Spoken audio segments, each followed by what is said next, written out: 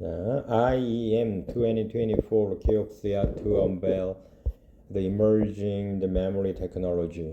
The DRAM utilizes the oxide semiconductors with focus on reducing power consumption. MRAM suitable for large capacities for SCM application. Another structure of 3D flash memory with superior the bit density and performance. Kioxia Corporation announced that the company research papers have been accepted for a presentation at the IEEE International Electronic Devices Meeting, IEDM 2024, an international conference to be held in San Francisco, CA, USA, December 7th to 11th. The company is committed to the R&D of semiconductor memory, which is indispensable for the advance of AI and the digital transformation of a society.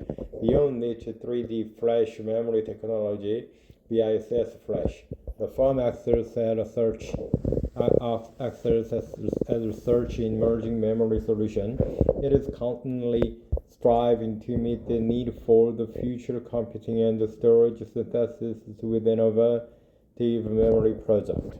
Existing computing systems leverage DRAM, a primary memory device enabling CPU to process data swiftly, alongside the flash, the memory for the storage of extensive data. Kioxia is spearheading R&D for storage class memory, SCM, a memory solution positioned between the DRAM and flash memory and the semiconductor memory hierarchy, designed to handle larger data volumes than DRAM at a higher speed than the flash memory.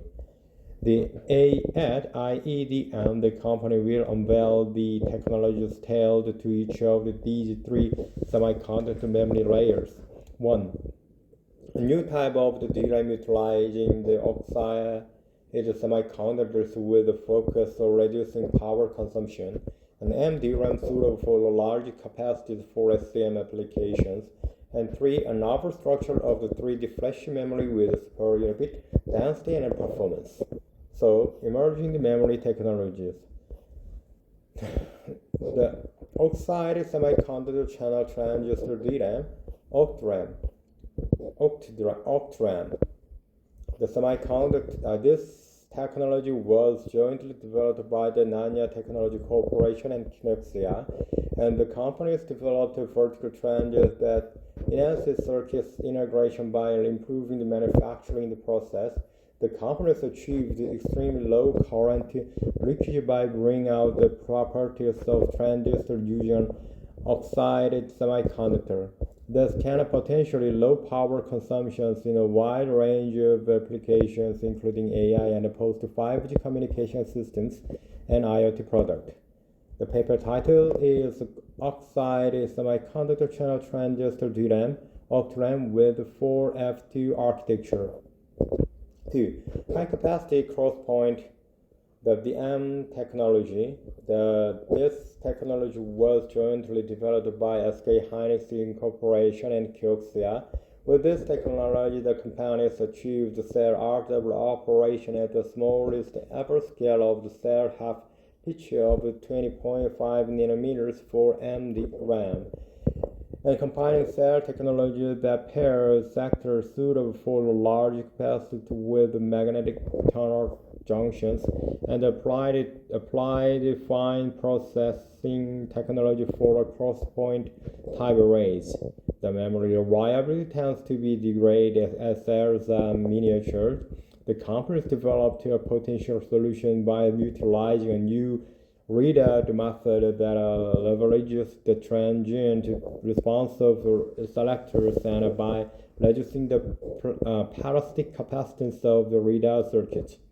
This technology has practical application for AI and big data processing. So the paper title is Reliable Memory Operation with a Low Read Disturb Rate in the World's Smallest One Sector, 1 MTJ cell for a 64 gigabit cross-point MRAM. 3. Next-gen 3D memory and technology with a horizontal cell stacking structure. So the Kioxia developed a new 3D structure to improve the reliability and prevent the degradation of the NAND-type cell performance. Degradation of the performance typically occurs when the number of stacked layers increases in conventional structure. The structure arranged in NAND-type cells horizontal by stacking them, compared to the conventional structure of the vertically arranging the NAND-type cells. This structure allows for realization of the 3D flash memory with a high bit density and reliability at low cost. Paper title: Superior scalability of advanced horizontal channel flash for a future generation of 3D flash memory. Under the mission of the uplifting the world memory, Kioxia aims at pioneer a new era with data technology and will continue to promote research and technological development to support the future of the digital society. Now this exclusive OpenAI build, The OpenAI built the first chip with Broadcom and TSMC and scales back found ambition. Its OpenAI developed AI conference summary is AI conference chips drops foundry network plans.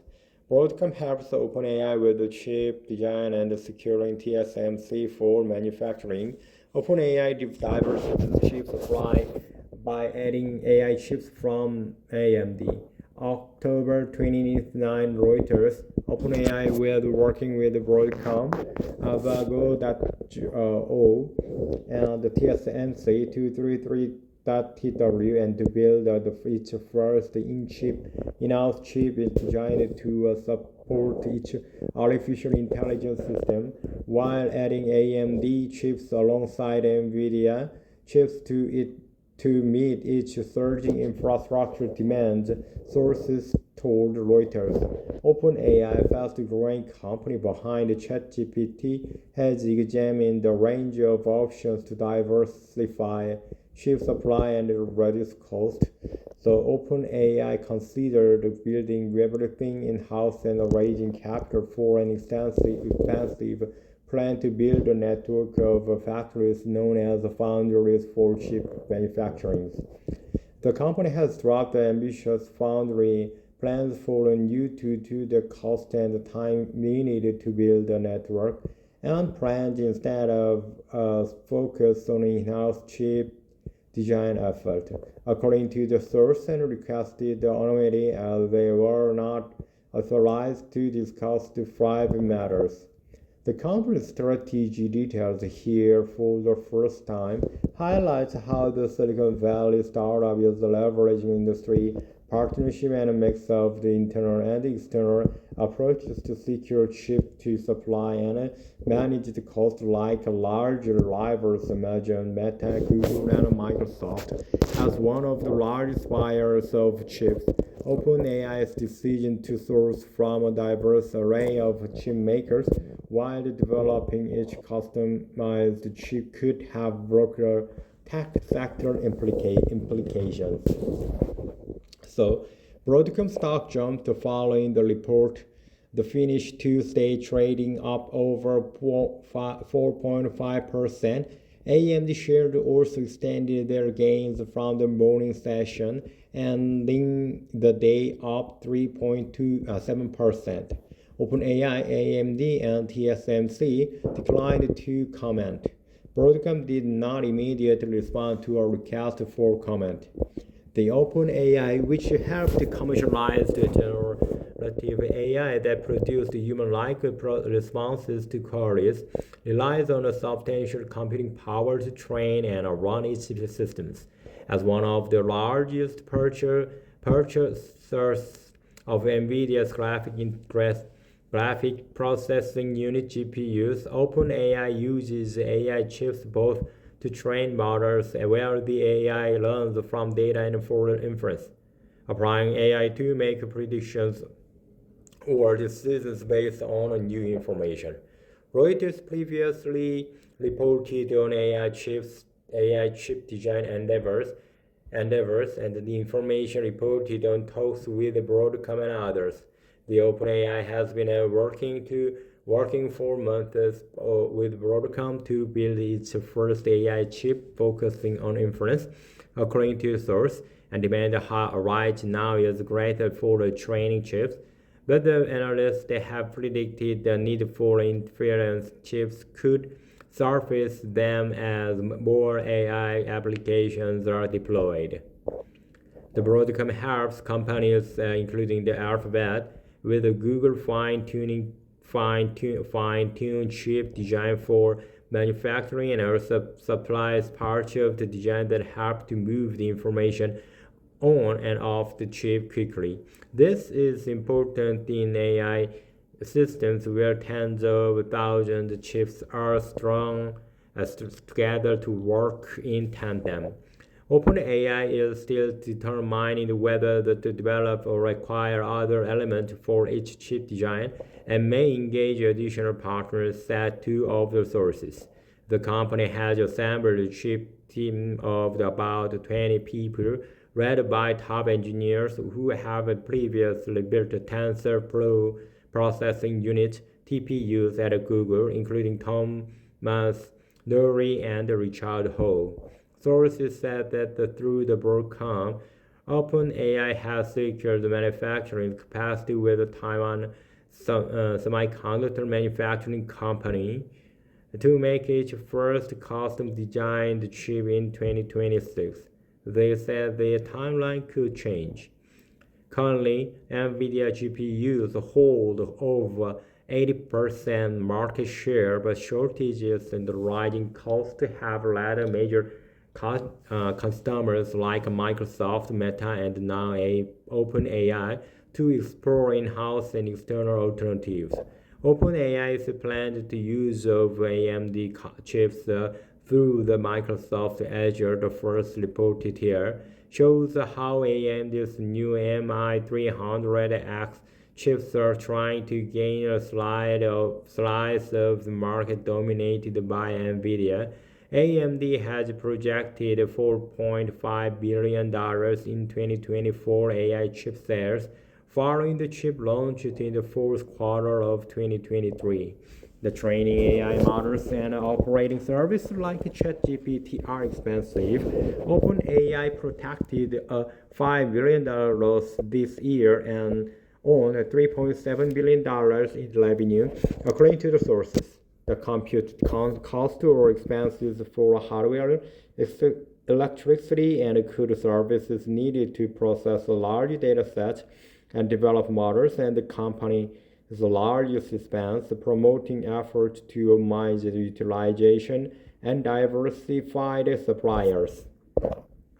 OpenAI has been cautious about poaching talent from the NVIDIA because it wants to maintain a good rapport with the chip maker it remains committed to the working with, especially for accessing each new generation of Blackwell chips, sources said.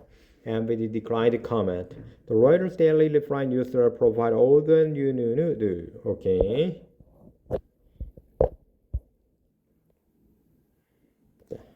Next one is the AMD research suggested plans to catch up to NVIDIA using neural supersampling and denoising for real-time path tracing. NVIDIA currently dominates the GPU market thanks to a combination of performance features and brand recognition. Its advanced AI, artificial intelligence, and machine learning-based technologies have proven the particular potent, and AMD hasn't really got up, as especially in the customer market, but the company hopes to change that very soon. So according to the post on GPU Open, AMD research is currently focused on achieving the real-time path tracing on R&D GPUs via neural network solutions. NVIDIA uses its known DLSS for image upscaling with AI, but the DLSS has come to mean a lot of more than a deep learning super sampling. There are the DLSS2 upscaling, DLSS3 frame generation, and the DLSS 3.5 array reconstruction. The AMD's the latest research centers on neural denoising to clear up denoising images caused by using a limited number of ray samples in real-time path tracing. So the basically ray reconstruction as far as we can well. Path tracing normally uses thousands of even tens of thousands of ray calculation per pixel. It's the gold standard and what moves typically often requiring hours per render frames. In fact, a scene gets rendered using a calculated ray bounces where even a slight shift in the path taken can result in a different pixel color. Do that a lot and calculate all of the resulting samples for each pixel, and eventually the quality of the result improved to an acceptable level. To do path tracing in real time, the number of samples per pixel needs to be drastically reduced. This results in more noise as your light rays frequently fail to hit certain pixels, leading to incomplete illuminations that require denoising. Movies use custom denoising algorithms as well. Incidentally, as even tens of thousands of samples doesn't guarantee a perfect output. The AMD aims to address this with a neural network that performs denoising while reconstructing scene details, and NVIDIA's solution has been praised for preserving the detail that traditional rendering takes much longer to achieve. The AMD hopes for similar gains by reconstructing path traced details with a sample per pixel. The innovation here is that the AMD combines upscaling and denoising within a single neural network. In AMD's own words, their approach generates high-quality denoised and super-sampled images and a higher display resolution than render solution for real-time path tracing. This unified the process, allowing the AMD's method to replacing several denoisers used in rendering engines plus doing upscaling in a single pass. So that this research could potentially lead to a new version of AMD's FSR, Fidelity FX Super Resolution, that might match NVIDIA's performance and image quality standards. And NVIDIA's DLSS technologies require dedicated AI hardware on RTX GPUs, and along with the optical flow accelerator for frame generation on RTX 40 series and later GPUs. The AMD current GPUs generally lack AI acceleration features, or in the case of the RDNA 3 and there are AI accelerator that share the execution resources with the GPU shaders, but in the more optimized way for AI workloads. What's not clear is whether the AMD can run a neural network for denoising and upscaling on existing GPUs, or if it will require new processing clusters, that is tensor units. Achieving this on existing hardware would potentially allow the future SFR iteration to work across all GPUs, but it might also limit the quality and other aspects of the algorithms. So we will need to wait and see what AMD ultimately delivers. A defined approach to neural path tracing and upscaling could bring accessible, high fidelity graphics to a broader range of hardware, but given the demands of path tracing in games and games C blah blah blah blah and C, we suspect AMD will need to much faster hardware than existing products to reach higher levels of image fidelity.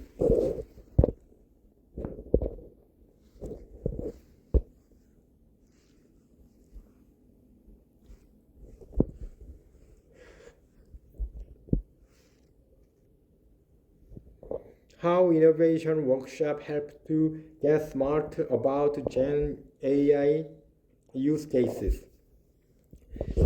Use this approach to identify a consensus-based set of Gen AI use cases that focus on both tactical and strategic opportunities for your implementation roadmap.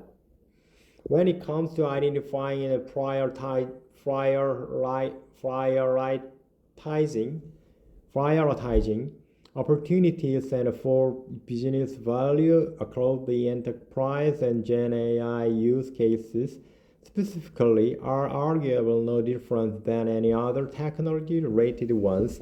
It all comes down to cost benefit and having a set of priorities.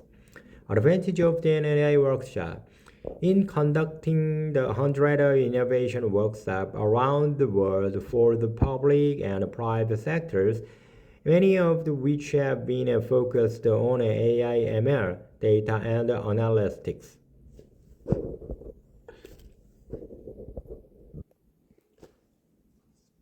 I found the design-based training storming the session worked well for Gen AI as well as any other strategic technology trend. The workshop methodology typically takes 10 to 25 individuals from across the organizations and guides them through a 2 or 4 hour ideation sessions to identify and prioritize their ideas. There is a Goldilocks principle here in terms of the right number of participants, the right duration, and the right number of voting criteria. So this has been run over the course of many experiments and refinements. Of course, there are innumerable ways to run as innovation workshop or brainstorming sessions. So here's one particular that work well. Whatever approach for format you ultimately decide on constantly is key. We start with a kickoff to share the overall goals and objectives of the workshop, then a pet talk from a project sponsors, followed by 30 minutes to capture ideas electronically. During this time, the participants are able to enter their own ideas into group and decision support software, so either in person or virtually or in a hide setting, and also comment on or build upon each other's idea. So we follow this with 1 to 2 hours of hearing elevator pitches from each participant, typically just a minute or two per ideas. This is where we are able to socialize the idea with a broader group for general understanding, a quick discussion for any clarifications, and later individual voting. Finally, we spend 30 minutes letting each participant to vote on all ideas based on what they heard. And then we wrap up by taking a preview of the voting result and outcomes. Then the executive summary and the set of formal deliverables are shared a few days after the session. To make the process consistent and repeatable, I'd like to use well-defined and balanced set of voting criteria, which helps place each idea into a cost-benefit metric, often called the project prioritization metric. We use two voting criteria for a business benefit side of the equation, which are strategic fit and business value. Similarly, we use two voting criteria for ease of the implementation or cost side of the questions, which are time and cost to implement and maintain, and a projected risk and complexity. Each of these are scored on a 1-3-5 scale and added together to give an overall score in the subsequent cost benefits chart. Business benefit is plotted on the x-axis and ease of implementing is plotted on the x-axis. The result of this approach is that after voting, the participants can clearly see how their ideas stack up. If there is a statistical opportunity, there will show up quickly wins the top, the right quadrant, and highly business benefits and easy to implement. And there are most strategic opportunities. They will show up most behaves in more than a time to consuming and costly and risky to implement. Both of these types of opportunities are good. However, the quick wins, natural sport, and near-term implement road and real rest, the must have support the longer term implementation roadmap. The benefit for Gen AI. One clear benefit of this approach is its consensus based, so with the group participation. You are able to have your own people come up with the shared ideas as well as vote on each other's ideas. This approach can support them both top down and bottom up with philosophies and the terms of the capturing ideas from leadership and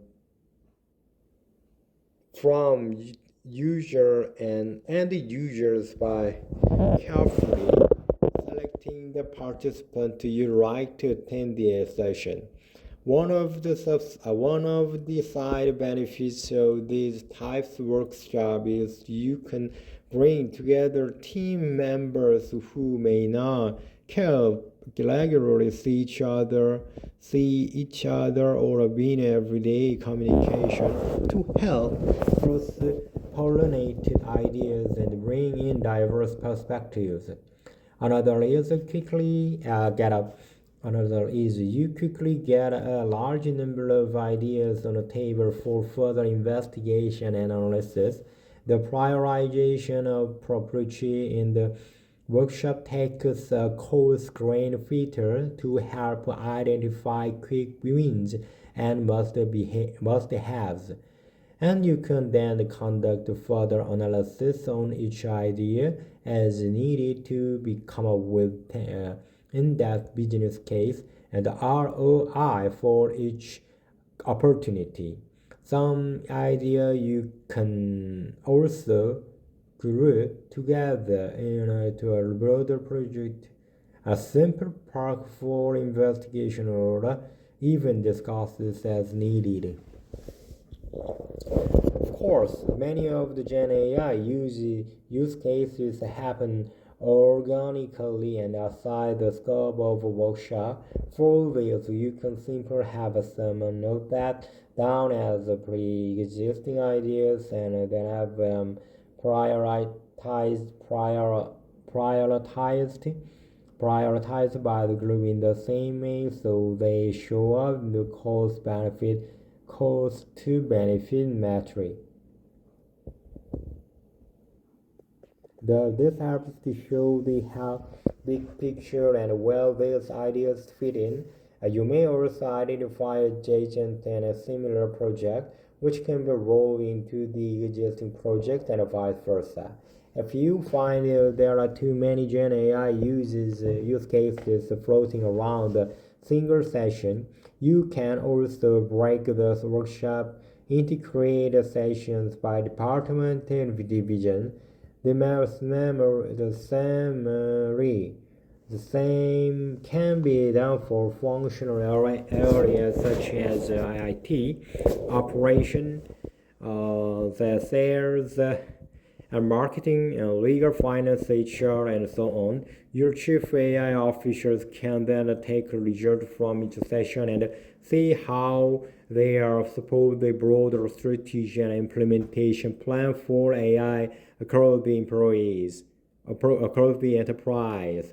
While much is different with Gen AI, there's also a lot of that's the same. Using the proven reliable technologies such as innovation workshop and cost-benefit analysis, starting with the coarse-grained feature and then refining into specific business cases, is a great way to get organized and start to prioritize both your tactical and strategic opportunities. Okay, thank you for your time and see you next time.